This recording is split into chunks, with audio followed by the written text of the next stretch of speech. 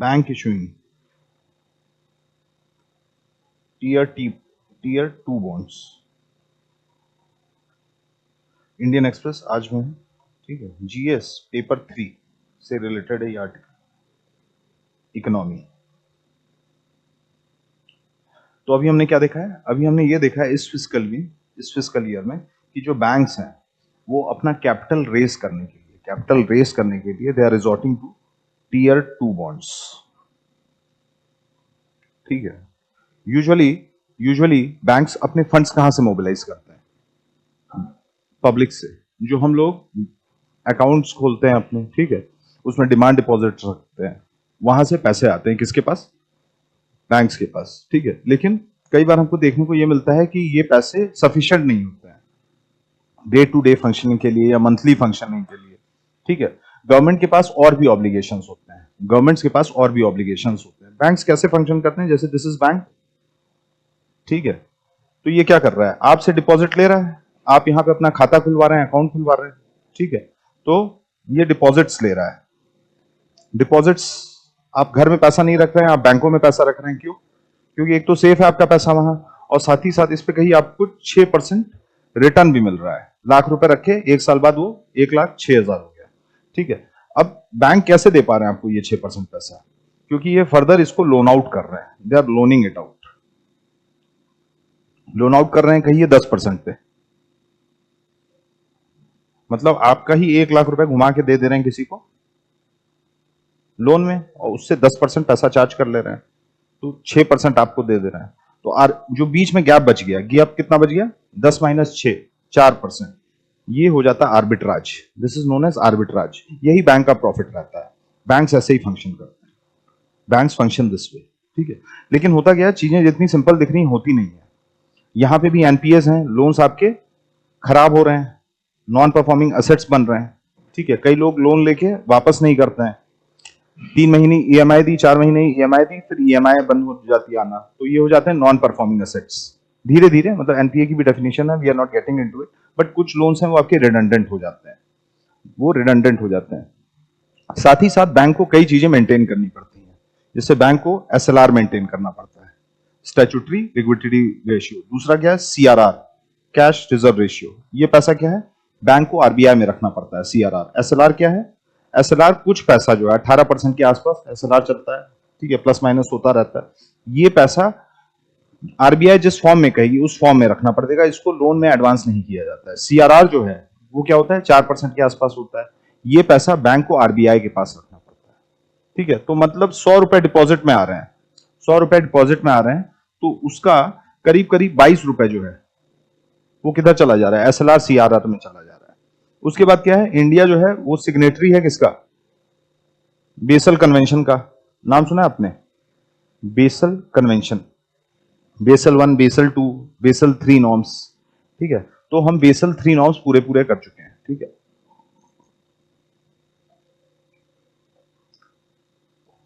Basal 3 में requirement क्या रहती है? बेसल 3 में रिक्वायरमेंट रहती है कि आपको अपना जो सीएआर है, बैंक्स को अपना जो सीएआर है वो 8% के आसपास मेंटेन करना है। What are Basel norms? National level पे हमने क्या कर रखा है? लिक्विडिटी के लिए, बैंक रन्स को अवॉइड करने के लिए एसएलआर और सीआरआर इंस्टीट्यूशनलाइज कर रखा है। लेकिन ग्लोबल अपहीवल से बचने के लिए, ग्लोबल इकोनॉमिक डाउनटर्न से बचने के लिए, कि इकोनॉमी कैसे मूव करती है? ऐसे ऐसे मूव करती है, मतलब ग्लोबल ग्रोथ अच्छी चल रही है, ठीक है, दिस इज अ हाई, ठीक है, ग्लोबल ग्रोथ आपका 3.5-4% पे ग्रो कर रही है, फिर रिसेशनरी फेज आता है। तो रिसेशनरी फेज में बैंक्स के पास एडिक्वेट कैपिटल हो, लिक्विडिटी कुशन हो, ठीक ठाक पैसे रहे। जब भी डाउनटर्न आएगा इकोनॉमी में तो हमको क्या देखने को मिलेगा? बैंक लोन्स हैं वो फॉल्टर करेंगे, बैंक की जो प्रॉफिटेबिलिटी है वो कम होगी। तो ऊपर जब सब रोमांटिक चल रहा है दैट्स ओके, बट जब डाउनटर्न आ रहा है तो बैंक्स को क्या करना चाहिए? बैंक्स को एडिक्वेट प्रोविजनिंग रखनी चाहिए, जिससे वो डाउनटर्न से ठीक प्रकार से निपट सके, ठीक है। तो एक ग्लोबल कन्वर्जेंस के लिए बेसल नॉर्म्स आए थे, बेसल कन्वेंशन, ठीक है। बेसल कन्वेंशन का इंडिया सिग्नेटरी है। हम ग्लोबल गवर्नेंस की बात करते हैं ना, तो ये ग्लोबल बैंकिंग गवर्नेंस है, चूंकि इंडिया जो बेसल नॉर्म्स है, बेसल 1 आया, फिर बेसल 2 आया, फिर बेसल 3 आया, बेसल 3 को हम पूरा पूरा मानते हैं, तो हमको क्या करना पड़ता है, अपना जो बैंक्स हैं उनका कैपिटल एडिक्वेसी रेशियो है वो 8% के आसपास मेंटेन करना पड़ता है, कि हमारे पास डाउनटर्न्स के लिए फाइनेंशियल कुशन हो, लिक्विडिटी कुशन हो, मतलब बैंक्स के पास पैसे की कमी ना रहे, बैंक्स के पास पैसे की कमी ना रहे। होता क्या है, आपने 100 रुपए दिए बैंक को, बैंक ने यही पैसा घुमा के लोन किया हुआ है, ठीक है। आपके जैसे बहुत लोग हैं जो 100 रुपए डाले हैं।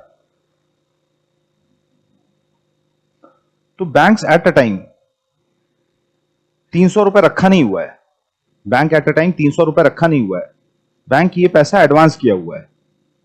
आप सारे के सारे डिपॉजिटर पहुंच जाएंगे कि हमारे पैसे वापस कर दो, तो बैंक के पास वेयरविदॉल्स नहीं है कि वो पैसे वापस, यहीं से र्यूमर फैलते हैं, यहीं से र्यूमर फैलते हैं, क्योंकि बैंक कुछ गलत नहीं कर रहा है, बैंक ने लोन में आगे बढ़ा रखा है पैसा, उसके धीरे धीरे पैसा आएंगे, वो धीरे धीरे पे आउट करेगा, लेकिन अचानक से दमक पड़े सब लोग बैंक पे, जितने डिपॉजिटर, कि मेरा पैसा वापस दो, तो बैंक पैसे वापस कर पाएगी? नहीं कर पाएगी। इसी सिचुएशन को हम क्या कहते हैं, बैंक रन कहते हैं, बैंक रन, कि अचानक से कई डिपॉजिटर्स आ जाएं, पैसा मांगने लगे, ठीक है। तो बैंक के पास एडिक्वेट प्रोविजनिंग हो, ठीक ठाक पैसे हो, कि लोग लौटे ना, खाली हाथ ना लौटे, और बाहर जाके र्यूमर ना फैलाएं कि ये बैंक बंद होने वाला है, बैंक भागने वाला है, होता है ना बैंक रन्स, ठीक।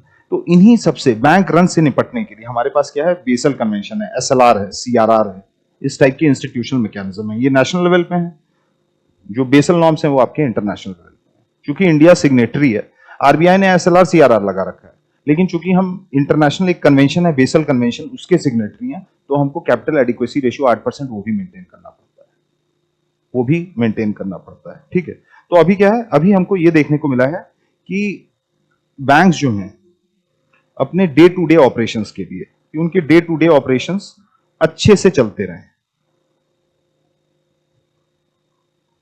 अच्छे से चलते रहें, उनके पास ठीक ठाक कैपिटल बफर रहे, कुशन रहे, कैपिटल बफर या कैपिटल कुशन रहे,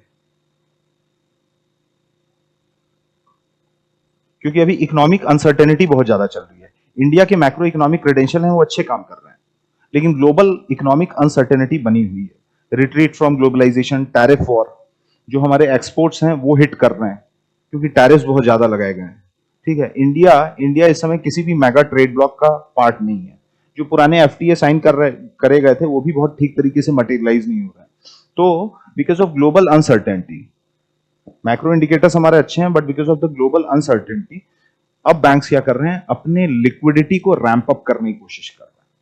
वो चाह रहे हैं कि उनके पास एडिक्वेट लिक्विडिटी प्रोविजनिंग रहे, उनके पास ठीक ठाक कैपिटल बफर रहे, कि अगर कोई इकोनॉमिक डाउनटर्न आ जा रहा है तो इंडिया का जो बैंकिंग क्षेत्र है, बैंकिंग सेक्टर है, वो उस डाउनटर्न से मिनिमल इंपैक्ट होके निपट सके, मिनिमम इंपैक्ट के साथ उसके निपट सके।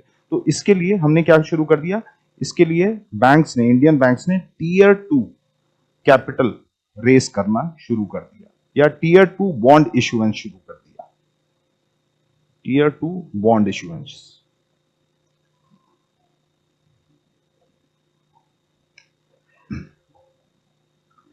ट्रेडिशनल रूट हमने क्या देखा था, बैंक के पास पैसा कहां से आ रहा है, डिपॉजिट से। तो बैंक्स के पास डिपॉजिट से भी पैसा आता है, जो आप एफडी कराते हैं, फिक्स डिपॉजिट, टाइम डिपॉजिट, उससे भी पैसा आ रहा है, लेकिन उनको अब और पैसा चाहिए। और पैसा कैसे आएगा, तो दूसरा जो तरीका है वो टीयर 2 बॉन्ड्स के माध्यम से होता है। टीयर 2 बॉन्ड्स होते क्या हैं, ये एक तरीके के बॉन्ड्स हैं, या आप इसको कह सकते हैं ये एक तरीके के डेट इंस्ट्रूमेंट्स हैं, ये एक प्रकार के डेट इंस्ट्रूमेंट्स हैं। हमने पढ़ा था कैपिटल मार्केट, जब पढ़ रहे थे तो हमने पढ़ा था ना कि दो टाइप की चीजें होती हैं, एक तो होता है आपका कैपिटल मार्केट, ठीक है, या इक्विटी मार्केट, एक होता है इक्विटी मार्केट। इक्विटी मार्केट क्या होता है, जहां पे आप अपनी इक्विटी दे देते हैं, अपने कुछ शेयर्स या इक्विटी दे देते हैं कुछ पैसे के लिए। जैसे मान लिया आप मिठाई की दुकान चला रहे हैं, अच्छी चल रही है, आपको लग रहा है आपको और एक्सपेंड करना चाहिए, एक मिठाई की दुकान से आपको 2 मिठाई दुकान और कर लेनी चाहिए। तो यहां आप क्या करेंगे, बैंक से लोन ले लेंगे, बैंक से लोन ले लेंगे, ठीक है। बैंक से लोन लेंगे तो उसको आपको क्या देना पड़ेगा, लोन जो है वो रीपे करना पड़ेगा, ईएमआई देना पड़ेगा। मान लीजिए आपने 20 लाख रुपए का लोन लिया, 10% इंटरेस्ट पे, आपने कहा बैंक को हम 1 साल में वापस कर देंगे, तो आप क्या करेंगे, 22 लाख रुपए अगले साल तक 1 साल में दे देंगे ईएमआई के माध्यम से। एक तरीका ये होता है, इसको हम कहते हैं डेट रूट, कि आपने डेट इंकर किया, आपने लोन लिया, दूसरा क्या तरीका है, आप एक मिठाई की दुकान से 4 मिठाई की दुकानें या 40 मिठाई की दुकानें आप पूरे इंडिया भर में खोलना चाह रहे हैं, तो इसके लिए क्या है, लोन महंगा पड़ेगा ना, आपको हर साल ईएमआई देना है, तो आप क्या करते हैं, आईपीओ रेस कर देते हैं, इनिशियल पब्लिक ऑफरिंग, सुना है, जीरोधा ग्रो पे लोग जाते हैं, आईपीओ आ गया है, आईपीओ मार्केट, कि आप आईपीओ के माध्यम से इक्विटीज दे रहे हैं। आपको 40 दुकानें खोलनी है, अब इसमें फंड्स भी ज्यादा लगेंगे, पहले 20 लाख लग रहा था तो आपने बैंक से लोन उठा लिया था, आपने डेट इंस्ट्रूमेंट यूज किया, लेकिन अगर आपको 40 दुकानें खोलनी है, हर दुकान पे 10 लाख रुपए का खर्चा है, तो कितना हो गया, 40 गुणे 10 लाख कितना हो गया, 4 करोड़ रुपए हो गए। 4 करोड़ रुपए आप लोन नहीं उठाएंगे, आप सोचेंगे यार लोन लूंगा, हो सकता है फॉल्टर, कुछ दुकानें चलें कुछ बंद हो जाए, तो आप आईपीओ के माध्यम से इक्विटी मार्केट से पैसा उठाने की कोशिश करेंगे। इसी को हम कहते हैं shares, share market. Share market में क्या होता है कि अगर हम ऊपर गए तो तुम भी ऊपर जाओगे शेयर होल्डर्स के लिए, और हम नीचे गए तो तुम भी नीचे जाओगे, ठीक है। तो दो तरीके से आप पैसा रेस कर सकते हैं, दो तरीके से आप पैसा रेस कर सकते हैं। तो बैंक्स के पास क्या रूट होता है, बैंक्स के पास एक तो हो गया आपका पैसा आ रहा है जो फिक्स डिपॉजिट, टाइम डिपॉजिट वगैरह है। दूसरा तरीका क्या है, बैंक जो है आईपीओ रेस करके पैसा कमाती है, जैसे एचडीएफसी के शेयर्स हैं। और तीसरा तरीका क्या है, तीसरा तरीका है डेट मार्केट, कि वो भी बैंक जो लोन देती है वो भी लोन लेती है लोगों से, ठीक है। तो टीयर 2 बॉन्ड्स जो हैं वो क्या है, एक तरीके का डेट इंस्ट्रूमेंट है, एक तरीके का डेट इंस्ट्रूमेंट है जिसके माध्यम से बैंक्स जो हैं ओपन मार्केट से पैसा मोबिलाइज करती है। इसका नेचर क्या रहेगा, इसका नेचर रहेगा डेट नेचर रहेगा, इक्विटी नेचर नहीं रहेगा। जैसे एचडीएफसी का शेयर आपने खरीद लिया तो एचडीएफसी ऑब्लाइज नहीं है वो पैसा आपको देने के लिए, उस पर कोई ईएमआई नहीं देना है, क्योंकि अब क्या है, आप कंपनी में हिस्सेदार बन गए। लेकिन आपने एचडीएफसी का बॉन्ड खरीद लिया, बॉन्ड खरीद लिया, बॉन्ड जो होते हैं वो आपके डेट इंस्ट्रूमेंट्स होते हैं, bonds are debt instrument. Equity क्या है, शेयर्स हैं, बॉन्ड्स क्या है, डेट इंस्ट्रूमेंट्स हैं। बॉन्ड आपको, आपने बॉन्ड इश्यू किया है तो आपको वो जो भी लोन आपने लिया है वो वापस पे करना पड़ेगा।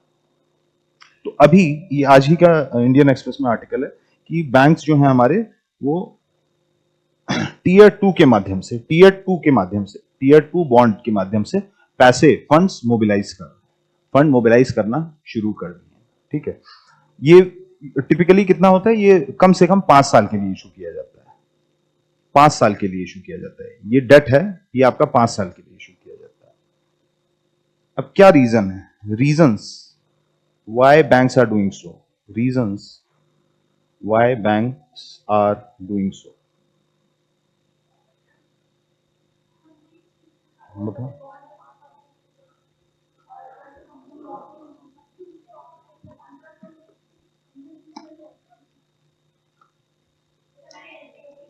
हाँ, तो आईबीसी वाला रूट है, इंसॉल्वेंसी बैंक्रप्सी कोड, आईबीसी 2016।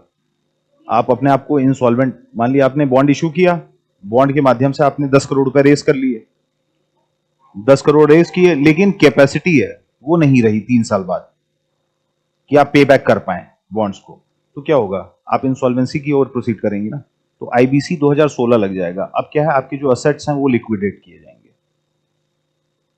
मतलब जो भी पैसा आएगा गाड़ियां बेच के, बिल्डिंग बेच के, ठीक है, उसके माध्यम से लोगों को रीपेमेंट, तो कैसे होगा, फुल्ली नहीं होगा।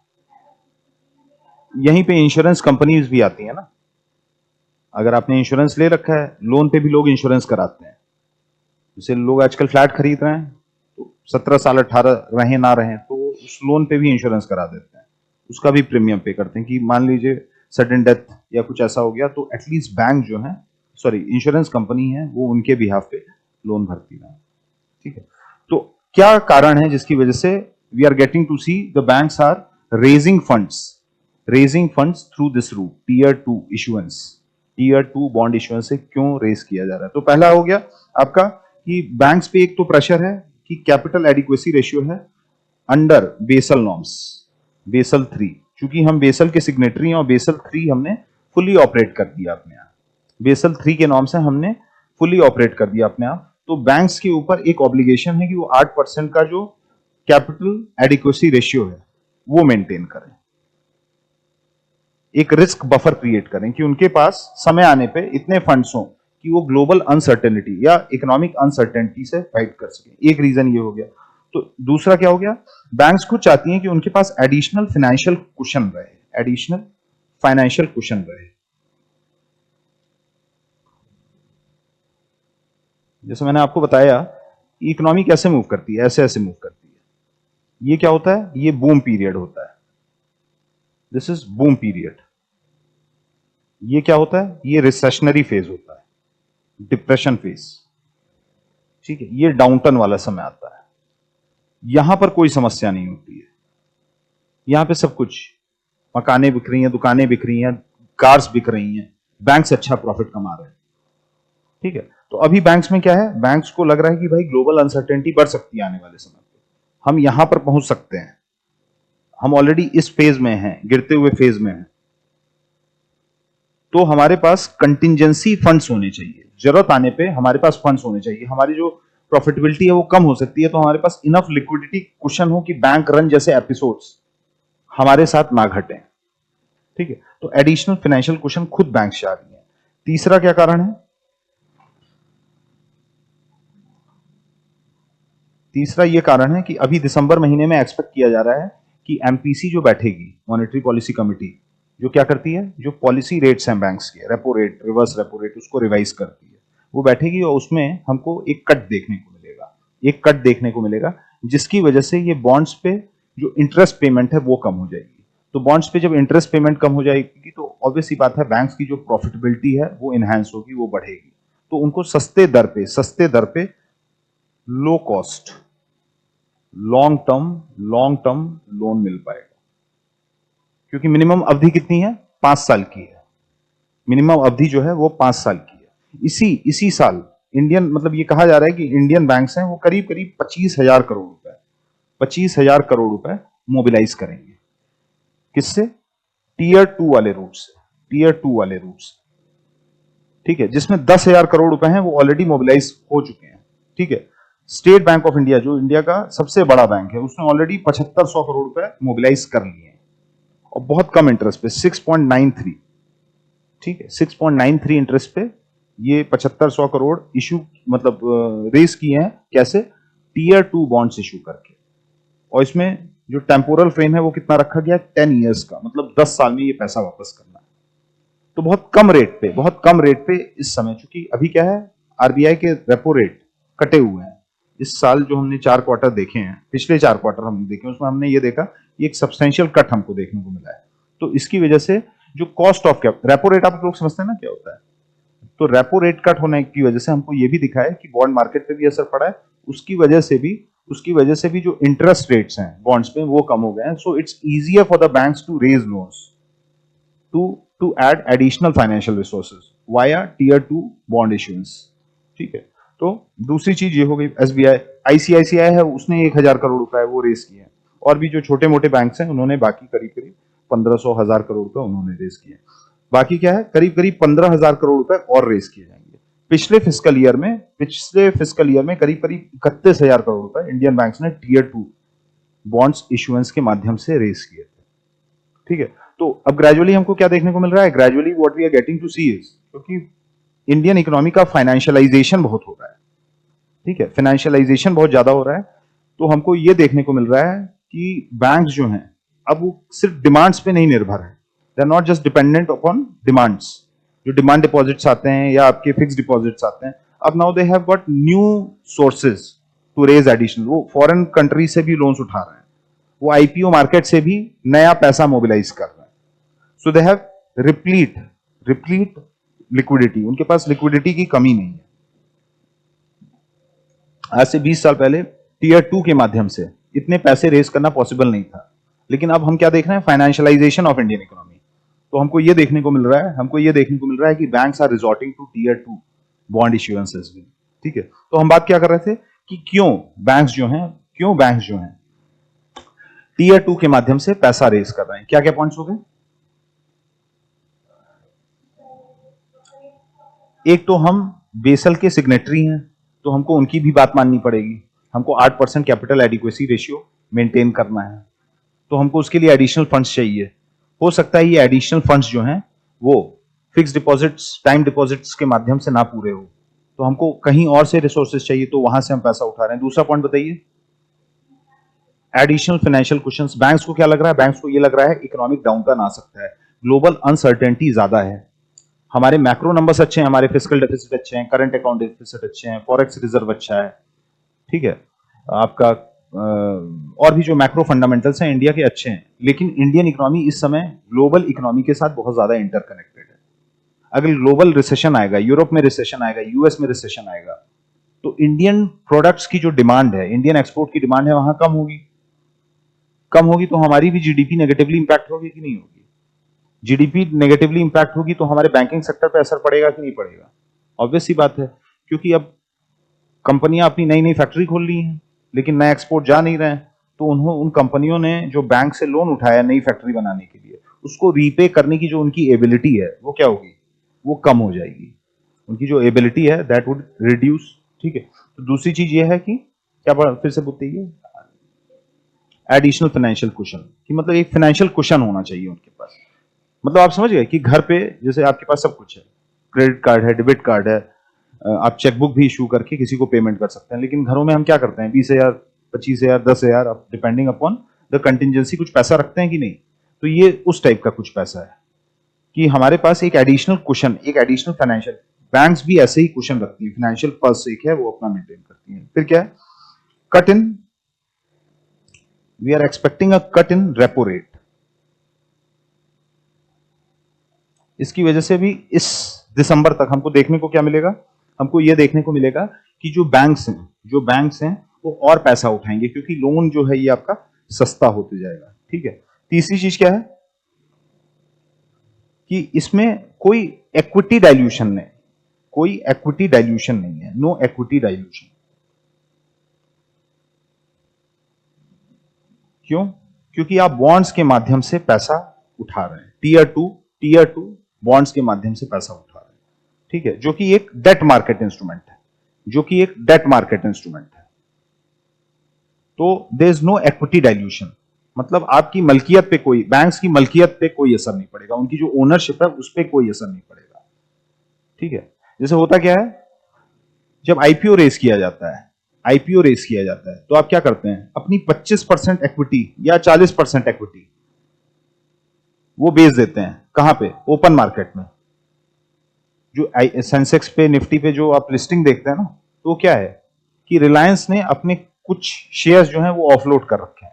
मुकेश अंबानी की 100% कंपनी नहीं है, उसमें अगर आपके पास एक भी शेयर है तो भी आप रिलायंस इंडस्ट्री में एक शेयर होल्डर है, आप भी वहां पे एक शेयर होल्डर है। तो एक तरीका होता है अपनी इक्विटी डाइल्यूट करके, जैसे मैं मिठाई की दुकान चला रहा हूं और मैं एक्सपेंड करना चाह रहा हूं, तो मेरे पास दो चीजें हैं, या तो मैं बैंक से लोन लूं, बैंक से लोन लेके बैंक को रीपे कर दूं, तो यहां पे 100% ओनरशिप है, मलकियत है, वो किसके पास रही?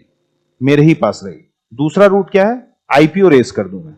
आईपीओ से मैं क्या कर रहा हूं? इक्विटी फ्लोट कर दे रहा हूं कि 50% जो हिस्सेदारी है मेरी कंपनी में, मैंने प्राइवेट लिमिटेड बना दी, ठीक है, और फिर मैंने क्या किया? उस पर आईपीओ चढ़ा दिया। आईपीओ चढ़ा दिया तो क्या हुआ कि अब मैंने 50% हिस्सेदारी है वो ऑफलोड कर दी और नया पैसा मार्केट से उठा दिया।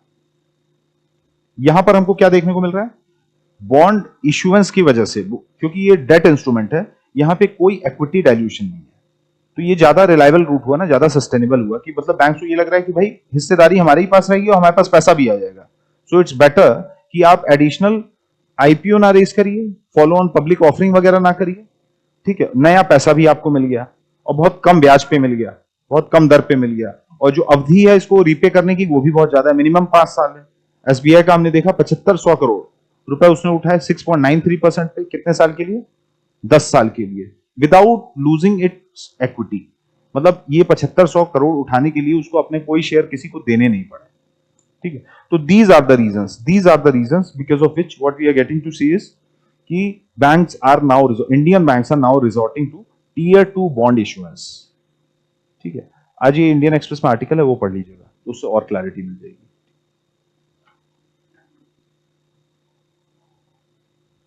दूसरा आर्टिकल है क्वालिटी कंट्रोल ऑर्डर, ये भी आज के इंडियन एक्सप्रेस में है और ये लगातार 10 दिन से इस पे कुछ ना कुछ आ रहा है, ठीक है। QCOs,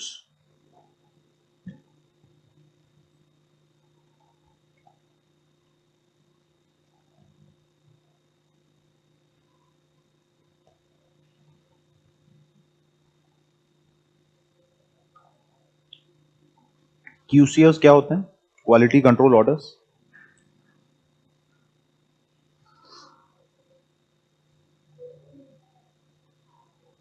ISI, हाँ ठीक है, वही उस वैसा ही कुछ। देखिए इंडियन इकोनॉमी ग्रो कर रही है, ठीक है। हम अपने जो ट्रेड हैं, ट्रेड वॉल्यूम्स हैं, वो एक्सपेंड करने की कोशिश कर रहे हैं, हम अपने एक्सपोर्ट्स बढ़ाने की कोशिश कर रहे हैं। हम मेक इन इंडिया, आत्मनिर्भर भारत जैसे इनिशिएटिव्स हैं वो लॉन्च किए हैं। हम ग्लोबल वैल्यू चेन में एक रिलायबल प्लैंक बन के उभरना चाह रहे हैं। हम चाइना +1 स्ट्रैटेजी में +1 बन के उभरना चाह रहे हैं, ठीक है। तो ठीक है, हमको बस क्वांटिटी नहीं देनी है, हमको क्या देनी है? क्वालिटी की, मतलब इंडियन प्रोडक्ट्स हैं। इंडियन अभी भी ये होता है ना कि ये चाइनीज प्रोडक्ट है और ये जर्मन प्रोडक्ट है, तो आपका जो सेलियंस है वो किधर ज्यादा होगा? चाइनीज प्रोडक्ट पे, जर्मन प्रोडक्ट पे? जर्मन, क्योंकि जर्मन इंजीनियरिंग है वो ज्यादा रिलायबल मानी जाती है, वर्ल्ड क्लास इंजीनियरिंग है। तो हमको सिर्फ क्वांटिटी ऑफ एक्सपोर्ट्स पे ध्यान नहीं देना है, हमको क्या देना है? हमको अपने क्वालिटी ऑफ एक्सपोर्ट्स पे भी ध्यान देना है। तो एक साइड क्या है? मेक इन इंडिया, एक साइड है एक्सपोर्ट को हमको बूस्ट करना है, ठीक है। आत्मनिर्भर भारत, ठीक है। ग्लोबल वैल्यू चेन में हमको ऊपर बढ़ते रहना है, ग्लोबल सप्लाई चेन में हमको ऊपर बढ़ते रहना है। हमको चाइना +1 स्ट्रैटेजी है, उसमें +1 बन के उभरना है, +1 बन के उभरना है। चाइना +1 स्ट्रैटेजी सबको पता है ना, ठीक है। हमको +1 बन के उभरना है इसमें, ठीक है। तो एक साइड तो ये हो गया, हमको अपने एक्सपोर्ट्स बढ़ाने हैं बेसिकली, हमको फॉरेक्स कमाना है, यहां पे एम्प्लॉयमेंट क्रिएट करनी। जितना ज्यादा एक्सपोर्ट करेंगे उतना ज्यादा आप एम्प्लॉयमेंट क्रिएट करेंगे, उतना ज्यादा आपकी जीडीपी बढ़ेगी, उतना ज्यादा आपका ग्लोबल हेफ्ट है, ग्लोबल इकोनॉमिक ऑर्डर में आपका हेफ्ट है वो बढ़ता जाएगा। चाइना का इस समय ग्लोबल हेफ्ट क्यों ज्यादा है? क्योंकि उसकी इकोनॉमी का साइज बहुत बड़ा है, वो एक्सपोर्ट बहुत ज्यादा करता है। तो एक साइड तो ये हो गया, दूसरा साइड क्या हो गया कि हमको अपनी क्वालिटी पे भी ध्यान देना है। हमको अपनी क्वालिटी, जो क्वालिटी ऑफ एक्सपोर्ट्स है हमारे, उस पे भी ध्यान देना है कि इंडिया से जो मोबाइल बन के अब जा रहा है, ठीक है, उसकी क्वालिटी में कोई समझौता ना हो। They should be world class, they should be world class. तो ये क्वालिटी इंश्योर करने के लिए क्या आता है? BIS एक्ट आता है, ठीक है। और ये क्या मैंडेट करता है? ये मैंडेट करता है कि जो मैन्युफैक्चरिंग है, जो इंपोर्ट्स हैं, ठीक है, या जो भी हम प्रोडक्ट सेल कर रहे हैं, उनकी एक सर्टेन क्वालिटी होनी चाहिए, उनकी एक सर्टेन क्वालिटी होनी चाहिए। इसी को, सरकारी ऑर्डर को हम क्या कहते हैं? Quality control orders. तो आपने हेलमेट्स में पीछे लिखा देखा होगा, ISI लिखा रहता है, या ISO प्रमाणित आपने देखा है। तो ये क्या है? ये आपके एक तरीके की क्वालिटी कंट्रोल है, क्वालिटी कंट्रोल है। कई बार आपके लोकल हेलमेट्स हैं, उस पर भी चालान कट जाता है। क्यों? क्योंकि ISI मार्क नहीं होता है, ISI मार्क नहीं होता है। तो क्वालिटी को इंश्योर करने के लिए हम क्या ले आए हैं? QCOs ले आए हैं, क्वालिटी कंट्रोल ऑर्डर्स, ठीक है। और QCOs क्या है? बहुत तेजी से, QCO की जो रेजिम है इंडिया में बहुत तेजी से एक्सपेंड की, QCO की जो रेजिम है वो बहुत तेजी से एक्सपेंड की। 2019 में हमारे पास सिर्फ 88 क्वालिटी कंट्रोल ऑर्डर्स थे, 88 2019।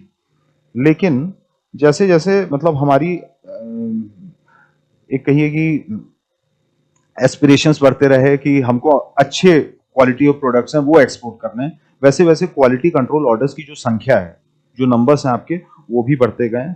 Cut to 2024, what we are getting to see is 765 QCOs हैं अभी हमारे पास, ठीक है। 2024 में 88, 2019 में 88 क्वालिटी कंट्रोल ऑर्डर्स थे, जो बढ़ के कितने हो गए? 765 हो चुके हैं। कब? 2024 में। और ये मेजरली किनको इंपैक्ट कर रहे हैं? ये मेजरली जैसे मेटल इंडस्ट्री है, कि इंडिया से जो मेटल जा रहा है वो सर्टेन क्वालिटी का हो। मशीनरीज हैं, तमाम टाइप की मशीनरीज हैं हमारे यहां से जो एक्सपोर्ट की जाती है, उनका एक सर्टेन क्वालिटी हो, ठीक है। कि मतलब इंटरनेशनली उनको आसानी से एक्सेप्ट किया जाए, उसकी इंटरनेशनल एक्सेप्टेंस हो। मेटल हो गया, मशीनरी हो गया, इलेक्ट्रिकल कंपोनेंट्स जो हैं, इलेक्ट्रिकल कंपोनेंट्स हैं, इन सारे क्षेत्रों में हमको क्या देखने को मिला है? बहुत तेजी से नए नए क्वालिटी कंट्रोल ऑर्डर्स हैं वो आपके देखने को मिले हैं। लेकिन इसका डाउनसाइड क्या हुआ है? इसका डाउनसाइड ये हुआ है कि इंडियन इंडस्ट्रीज हैं वो आपका हिट होना शुरू कर दी, ठीक है। They have started taking toll on Indian industries, ठीक है। तो एक साइड हम क्या कर रहे हैं? हम अपने एक्सपोर्ट को बूस्ट करने की बात कर रहे हैं, एक्सपोर्ट कॉम्पिटिटिवनेस बढ़ाने की बात कर रहे हैं, हम नए एफटीए साइन कर रहे हैं, हम सीपीटीपीपी या आरसीईपी के अब मेंबर होने के बारे में सोच रहे हैं कि हमारे ट्रेड वॉल्यूम्स हैं वो बढ़े। लेकिन साथ ही साथ हम क्या कर रहे हैं, हम पैरेलल में एक और एफर्ट कर रहे हैं जिससे जो हमारे एक्सपोर्ट की क्वालिटी है, गुणवत्ता है, वो भी आपकी बढ़ती रहे। एक्सपोर्ट की जो क्वालिटी है वो आपकी बढ़ती रहे। लेकिन इसका नेगेटिव साइड क्या हो रहा है? इसका नेगेटिव साइड ये हो रहा है कि जो छोटी इंडस्ट्रीज हैं, माइक्रो स्मॉल मीडियम एंटरप्राइजेस, उनके पास इतने वेयर विदॉल्स, उनके पास इतने संसाधन, इतने रिसोर्सेज नहीं है कि वो एंश्योर कर पाए कि उनकी क्वालिटी की जो गुणवत्ता है वो टॉप नॉच रहे। ठीक है, छोटी कंपनियां क्या सस्ते रॉ मटेरियल यूज करेंगी, बड़ी कंपनियां क्या है उनके पास पैसा ज्यादा है तो अच्छा रॉ मटेरियल यूज कर पाएंगे। वो अच्छा आईफोन भी फोन बनाता है 1.5 लाख का, ठीक है, लेकिन लोकल फोन मैन्युफैक्चरर्स हैं वो भी कई 5,000 में एक फोन बनाते हैं। तो quality of component, camera, lens, उसमें जो मटेरियल यूज किया गया, प्लास्टिक यूज किया गया, अंतर होगा कि नहीं होगा? ठीक है, तो क्वालिटी कंट्रोल रेजिम की वजह से हमको ये देखने को मिला है इंडियन इंडस्ट्री का एक substantial section, particularly micro small medium enterprises, वो बहुत बुरी तरीके से हिट हो रहा है। और एमएसएमई क्या है? एमएसएमई इंडियन इकोनॉमी की बैकबोन है। ठीक है, सबसे ज्यादा एम्प्लॉयमेंट कहीं से आता है? वो यहां से आता है। एमएसएमई है वो क्या है? लेबर इंटेंसिव है, और एज अ कंट्री हम क्या है? हम लेबर अबंडेंट हैं। तो we can't see the hitting of MSME sector. ठीक है, तो उसकी वजह से अब क्या चर्चा शुरू हो गई है? उसकी वजह से चर्चा ये शुरू हो गई है कि हम रीथिंक करें इन क्वालिटी कंट्रोल ऑर्डर्स को, और इनको कैसे बनाएं? इनको एक्लिमेटाइज करें इंडियन एमएसएमई मीलियू के हिसाब से। अभी क्या है, नीति आयोग की एक रिपोर्ट आई है, नीति आयोग की एक रिपोर्ट आई है, मतलब अभी पूरी रिपोर्ट नहीं आई है, लेकिन हाँ इससे पार्टली कुछ प्रीसेप्ट्स हैं वो बाहर निकले हैं जो ये बता रहे हैं कि जो क्यूसीओ है, क्यूसीओ का जो असर है वो मेजरली आपका रॉ मटेरियल पे पड़ रहा है, रॉ मटेरियल पे पड़ रहा है, इंटरमीडिएट गुड्स पे पड़ रहा है, इंटरमीडिएट गुड्स पे पड़ रहा है। ठीक है, इन दो चीजों पे पड़ रहा है, लेकिन फिनिश्ड गुड पे, फिनिश्ड गुड्स हैं उन पे क्यूसीओज नहीं आ रहे हैं, उन पे क्यूसीओज नहीं है। ठीक है,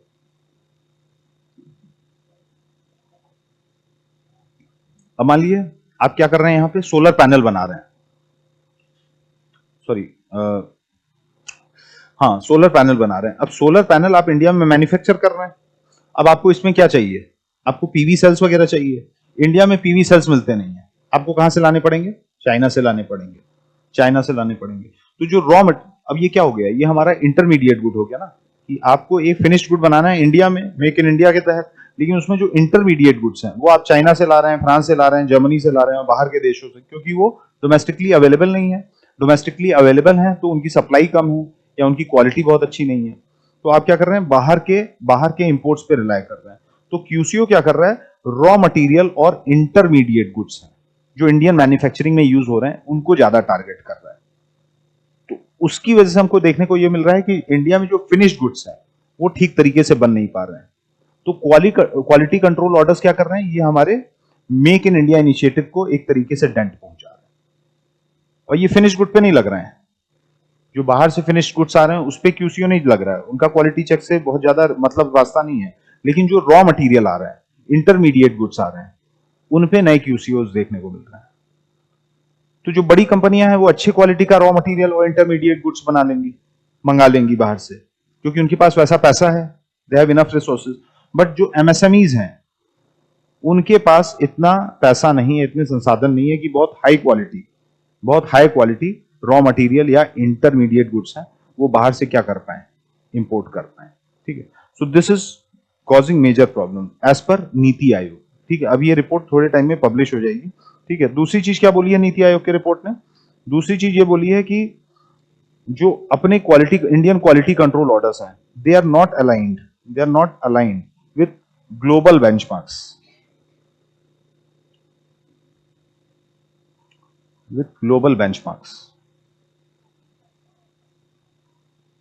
मतलब जो ग्लोबल स्टैंडर्ड्स हैं उनके साथ सिंक में नहीं है।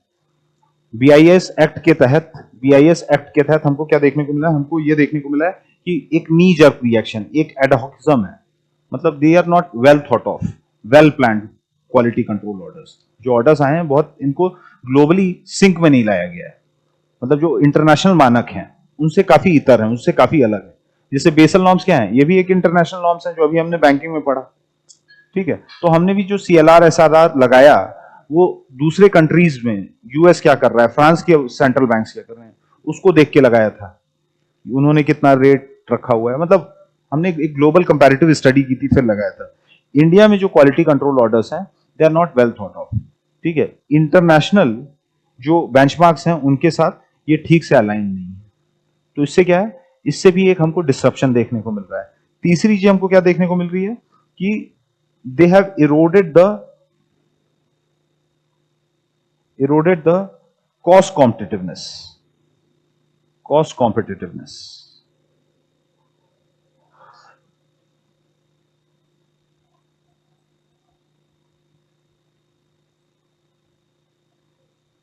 for downstream manufacturers.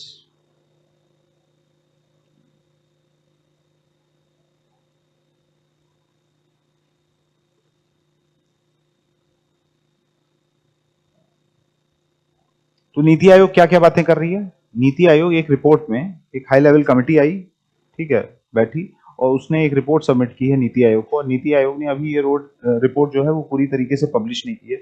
उसमें कुछ चीजें हमको देखने को मिली है। उसमें पहली चीज हमको क्या देखने को मिली है कि नीति आयोग ने कहा है ये जो क्वालिटी कंट्रोल ऑर्डर्स आए हैं ये डिस्क्रिमिनेटली रॉ मटेरियल और साथ ही साथ जो इंटरमीडिएट गुड्स हैं उनको टारगेट कर रहा है, फिनिश गुड्स को नहीं टारगेट कर रहा है। तो इसमें हिट कौन हो रहा है, इसमें इंडियन मैन्युफैक्चरर है वो हिट हो रहा है, ठीक है। हमको बल्कि ये चीजें प्रमोट करनी है और इसको क्या करना है, इसको रोकना है, लेकिन ये ठीक उल्टा काम कर दे रहा है। एक चीज ये है, दूसरी क्या है, जो ग्लोबल मानक हैं, इंटरनेशनल बेंचमार्क्स हैं, वैश्विक मानक हैं, उसके साथ हमारे क्वालिटी कंट्रोल ऑर्डर्स हैं वो अलाइन नहीं है। तीसरी चीज क्या बता रही है नीति आयोग की रिपोर्ट, वो ये बता रही है कि इन क्वालिटी कंट्रोल ऑर्डर्स की वजह से हमको ये देखने को मिला है कि इंडियन जो MSME सेक्टर है या इंडियन इंडस्ट्रीज हैं इन जनरल, उनका जो कॉस्ट कॉम्पिटिटिवनेस है, उनका जो एक्सपोर्ट कॉम्पिटिटिवनेस है, वो आपका नेगेटिवली इंपैक्ट हुआ है। They are undermining the domestic production. Downstream manufacturer हैं या आपका डोमेस्टिक मैन्युफैक्चरर हैं, उनको उनको ये नेगेटिवली इंपैक्ट कर रहा है, ठीक है।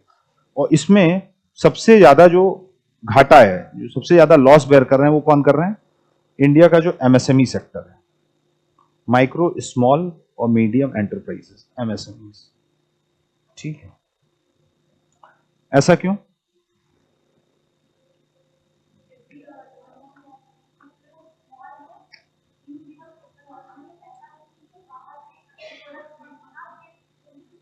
मंगा सकें, मंगा तो सकते हैं लेकिन सस्ता मंगाएंगे, सस्ता माल मंगाएंगे, ठीक,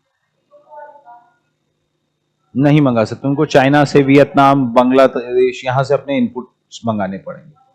हाँ, तो लैक ऑफ रिसोर्सेस एक चीज हो गई, इसकी वजह से ये हिट हो रहा है। दूसरा क्या है, दूसरा क्या है, सर्टिफिकेशन कॉस्ट है, जो QCO लग गया तो आपको क्या चाहिए, BIS के सर्टिफिकेट चाहिए, BIS का सर्टिफिकेट चाहिए, तो उससे आपको, उसके लिए आपको क्या करना पड़ेगा, लैब टेस्टिंग करनी पड़ेगी। तो बड़ी कंपनियां वो क्या करती हैं, अपना इन हाउस लैब है वो मेंटेन कर लेती हैं, but so is not the case with MSMEs and small industry, ठीक है। तो इनको एडिशनल सर्टिफिकेट कॉस्ट है वो बेयर करना पड़ता है, ठीक है, सर्टिफिकेशन कॉस्ट है वो बेयर करना पड़ता है कि कोई BIS से सर्टिफाइड कोई लैब हो, ठीक है, वहां अपना प्रोडक्ट भेजना पड़ेगा, वो सर्टिफाई करेगा, उसमें पैसा लगेगा टेस्टिंग में, ठीक है। तो इससे एक तो ये हुआ सर्टिफिकेशन कॉस्ट, एक एडिशनल कॉस्ट आ गई। तीसरा क्या हुआ, इसकी वजह से टाइम डिले होगा कि नहीं होगा, प्रोडक्ट आपने दिसंबर में बना के तैयार कर लिया, ठीक है, और फिर क्या है, ये अगले 6 महीने तक टेस्टिंग में चल रहा है। आप सोच रहे थे आप इसको जनवरी में, अगले साल के जनवरी में रिलीज कर देंगे, लेकिन 6 महीने इसकी टेस्टिंग ही चल रही है। तो इससे एक तो आपने एडिशनल कॉस्ट इंकर किया MSME सेक्टर पे, दूसरा क्या हुआ, टाइम डिले भी कर दिया, मतलब टेस्टिंग डिले या टाइम डिले भी आपने कर लिया। तीसरी चीज क्या है, स्ट्रिंजेंट इंस्पेक्शन,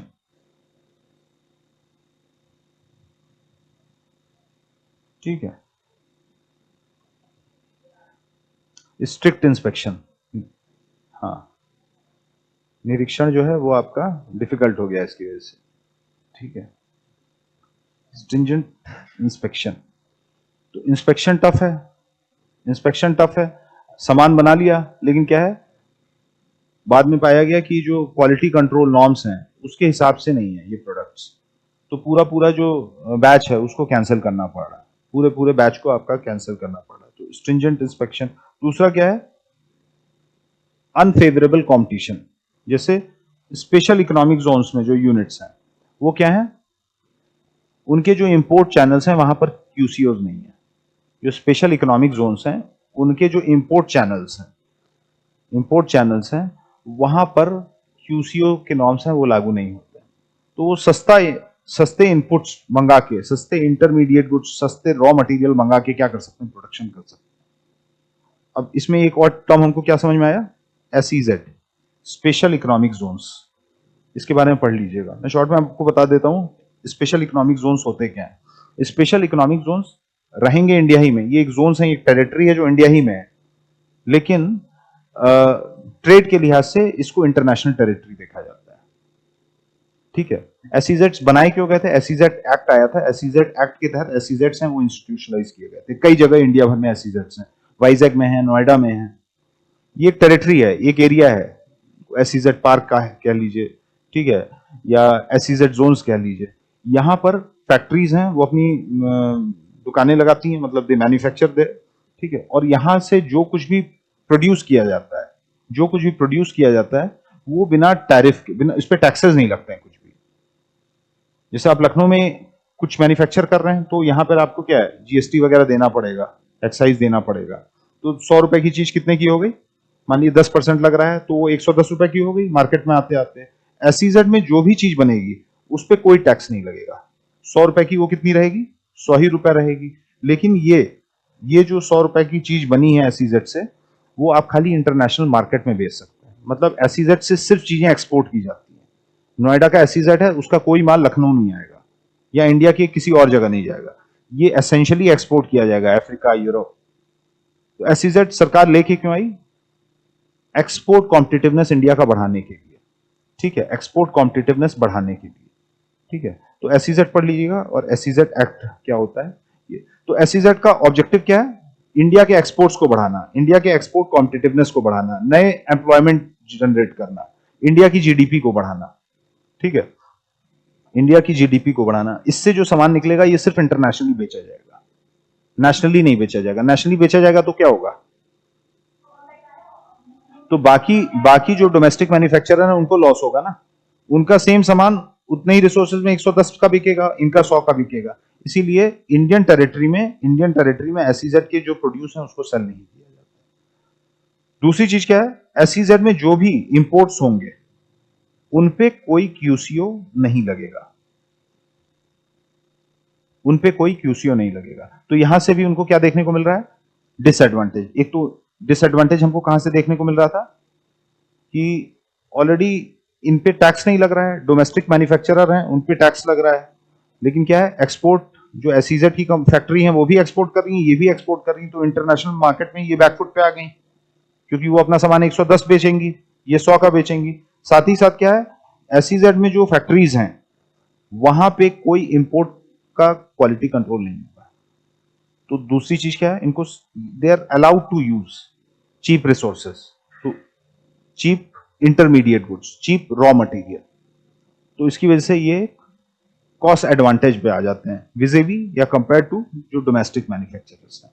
तो ये सारे कुछ फ्लॉज हैं इसके साथ, कि इसकी वजह से हमको क्या देखने को मिला है, जो एमएसएमईज हैं they are at loss because of this newly institutionalised quality control orders, ठीक है।